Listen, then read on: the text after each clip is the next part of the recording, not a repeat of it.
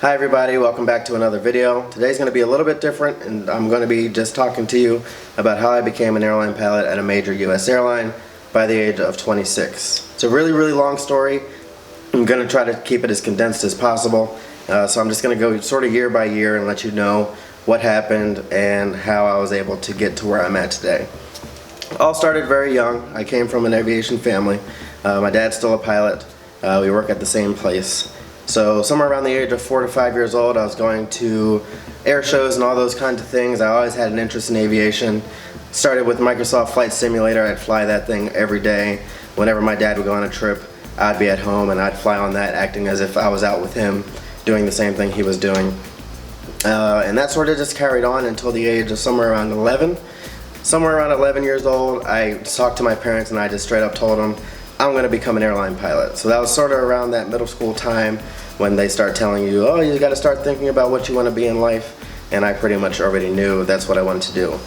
So my dad had a whole bunch of books at home, all the private pilot books, all the instrument pilot books, all of the commercial books. And at the age of 11 until about the age of 14 or so, I read all of those books probably at least 4 to 5 times. I had the Sporties videos, and I watched all those videos probably a good 4 to 5 times. Most likely I did more than that. But by the age of 16, 17, I did the whole solo at 16, get your certificate at 17.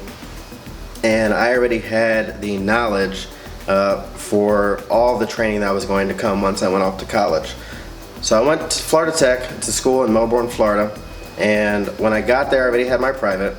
And that was able to help me skip the first portion of what you do when you get there. So a lot of people don't come in with their certificate, and their first semester they just focus on getting their private pilot certificate.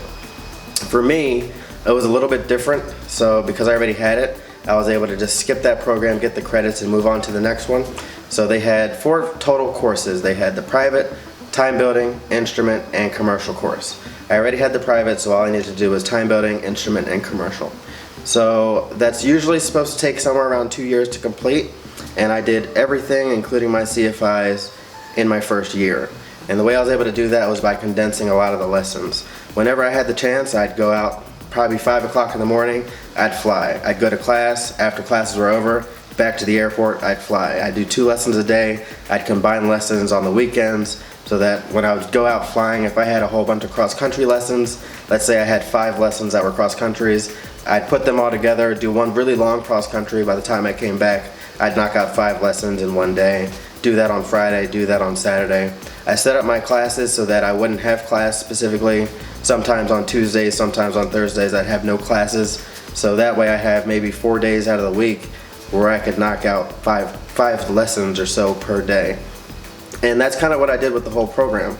So I was able to do my time building and instrument in my first semester. I went home for the winter break. I did my private multi so that when I came back, I was able to do the commercial multi, all as multi-engine PIC time, and then my CFIs also by the time that I reached summer. While I was also in school, I was networking with people. Obviously, at an aviation school, there's a lot of people that you can meet that know people that are in places that you want to be. At the time for me, that was the airline. So a lot of people that I met in school, I kept really close contact with, always talked to them, kept great relationships. I was able to get into a couple of different things while I was in school, such as there was a time, because I worked from, let's say, my second year all the way through graduation. I wasn't training anymore because I did everything in the first year. There was a point where nobody was hiring instructors, and I needed to find a way to keep myself busy and keep on progressing towards the career that I wanted. So I went back and I talked to the person that I did my private multi-engine with, and they were a freelance instructor with a freelance type airplane. And I asked, is there any way that I could get that airplane in order to start my own business as well? I wasn't able to take that one, but they also had connections from their own networking, and they set me up with somebody that was actually able to give me a Piper Aztec. That was the multi-engine airplane I had. I had that airplane for about 2.5 years while I was in college. So I was able to do that and start my own business, a multi-engine time building course and a multi-engine instructor course. Price my stuff out, make it really competitive so that I was able to start gaining time, gaining experience, and that was a really big part in pushing me into the regionals, when it was time for my interview, they were asking questions on, what set you apart from somebody else.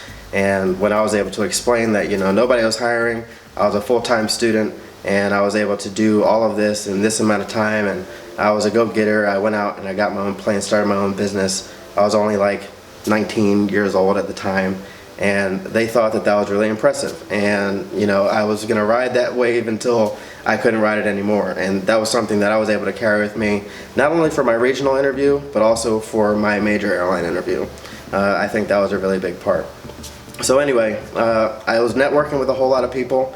I was able to get into some King Air flying while I was in college. I got my Piper Aztec while I was in college through some networking. I was also a part of the flight team while I was in school, and you can network with a whole lot of people there, not only from your own school, but then you start reaching out to other schools, and if you make it to nationals, there's like 30, 40 something schools there that you can meet up with people, make some type of connections. And then these are also people that, to this day, I see people out in pilot uniforms walking through the airport, and I look at them and I'm like, you were on flight team, weren't you? And then we'd have some type of connection there. So networking is a huge, huge thing. That's something that I never stopped doing when I was in college. When I finally got to the regionals, I would network there, and that's what I'm gonna get into now.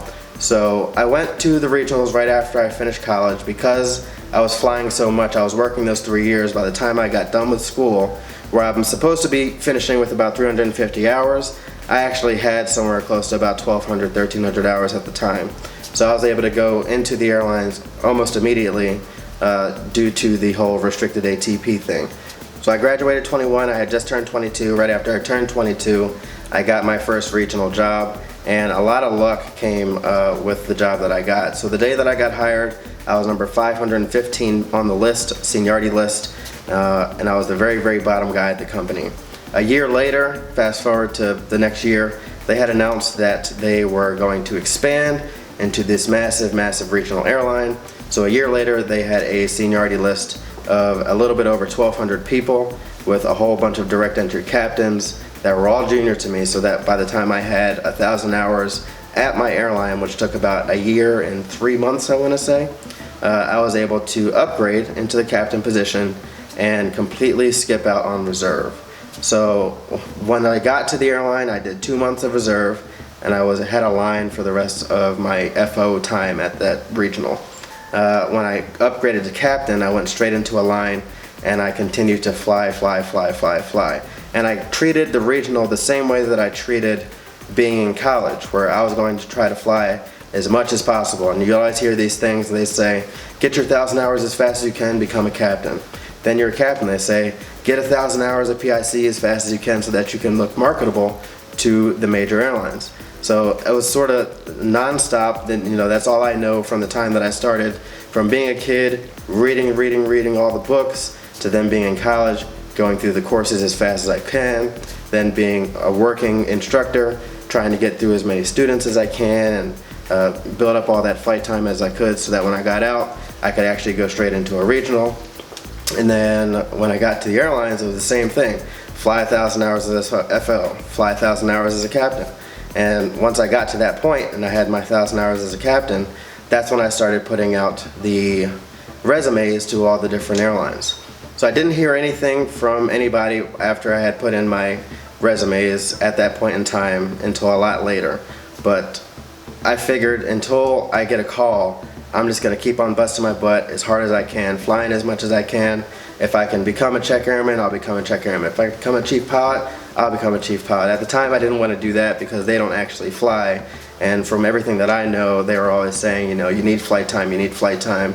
At the time, people that were getting hired at the majors had somewhere around 7,000, 8,000 hours of total flight time. And I was nowhere near that. I probably had like 4,000 hours or so. So until I reached somewhere around that amount of flight time, I was just gonna keep on flying as much as I could, pick up trips here and there. I moved to the base instead of becoming a commuter, or being a commuter, so that I could do more flights back to back. As far as one-day trips, they would make sense if you live in base, as opposed to living in Florida, working out of what was Dayton, Ohio at the time, and I would not pick up a one-day trip because it wouldn't make sense to fly all the way out there, do a one-day trip, fly all the way back. I've just wasted 3 days. So I ended up moving to where I'm currently at, here in Charlotte, and it became a lot easier for me to pick up flights and pretty much progress my career from there. Like I was saying before, getting back to the whole networking side of things, the same way I networked back in college, networked before I got to college, I did the same thing while I was at the regional. Every last single time I had the opportunity to talk to somebody and meet with them, get their business card, keep in contact with them, figure out ways that they could help me with my resume for moving on to the next chapter of my life, which would be the majors, I was going to do that. I eventually did it so much that I knew all of the chief pilots at one airline after not too long. At least in a couple of the bases, I knew a lot of the chief pilots, and I was getting specifically help from one of these chief pilots in making my resume look as good as possible. I talked to them, I probably call them every 2 months or so, and I talk to them about what I'm doing, how I'm trying to make myself better, how can I make myself more marketable, what doesn't look good on my resume, what does look good on my resume, do you think I should change anything? And I just sort of did that with a lot of people. I did it with airline pilots, I did it with ground crew, I did it with chief pilots, I would do it with anybody that worked in the aviation industry that I thought would be able to help me out. I was going to try to stay in contact with them, because you're only so many people away from hitting the right person who can actually move you into a position that you want. So eventually, after about 2 years as a captain, I had racked up I had just reached about 2,000 hours as a captain for my regional, and I went to a career fair for a specific major that's here in the US. And when I was sitting there with him and we were talking about, we only talked for probably about 3 to 4 minutes, so we were just talking about, how I came up in the industry, what I was doing. It actually ended up being a situation where he grew up very close to where I grew up, and that sort of helped us hit it off. I got extremely lucky with that interviewer that I got at that time, and we started talking about things from home, people that we knew, and through all that previous networking, we were able to connect, and that was able to get me an interview a week later after going home from one of those career fairs. It's not the airline that I work for now, it was a different major airline, but because of that, I went ahead and I told some of the people at the airline that I currently work for, hey, I just got an interview at X and X airline, and they said, okay, I'm gonna see if I can talk to people, because they didn't want me to go there. They wanted me to be a part of the team with them. They had known me forever. They always thought that this is where I was gonna be. It's the place that my dad worked at. It was just meant to be that I am where I am. So they started talking to people, trying to help out, and eventually, I think it was about exactly a week later, I got an interview from the current airline that I work for. Throughout my entire career, from like the age of 11, networking was a huge part that was very beneficial for me in being able to be where I'm at today. If I didn't do all that networking, I think, I don't know if I would have gotten the first interview, because we might not have been able to connect the same way. And if I didn't get that interview, I don't think that I would have had the interview where I am now, because I wouldn't have had anything to tell them at the time as far as, hey, I'm gonna get into this airline instead of our airline now. So that was a huge part for me. And it was probably, it was 4 months or not 4 months, it was 4 years to the day from when I started at the regional to when I was sitting in a interview with my current airline.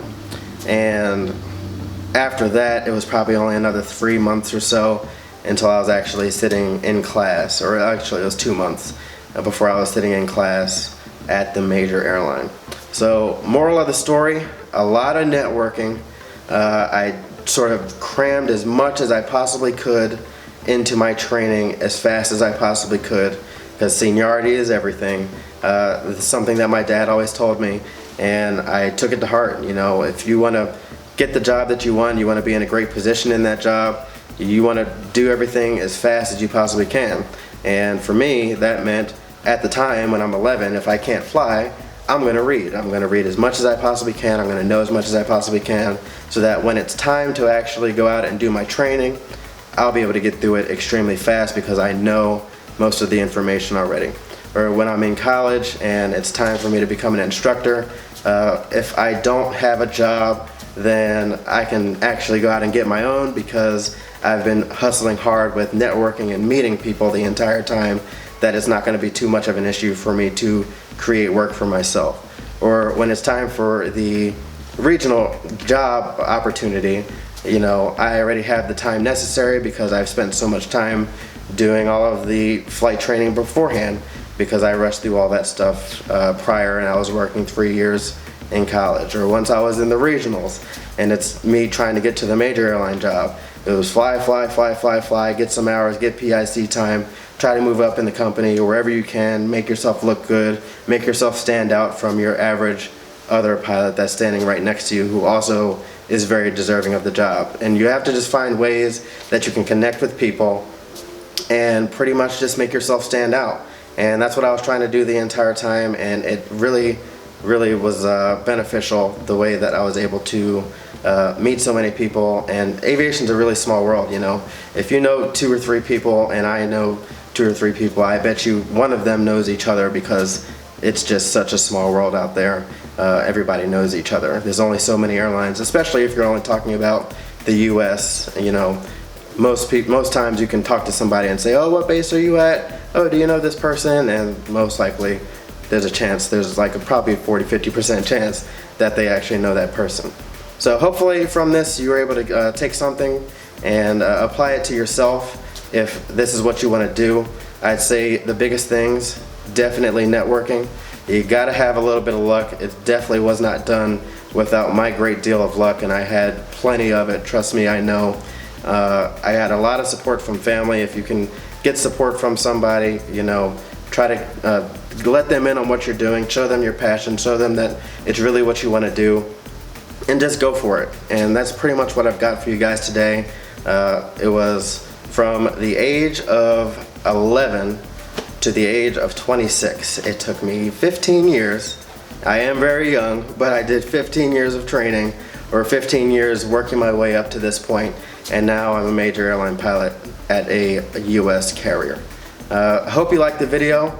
If you want to see more and see the day-to-day operations of an airline pilot, consider subscribing to this channel. If you did like the video, like I said, also leave a like. It will help get this video out to more people so that they can see it, and hopefully they can take something from this as well.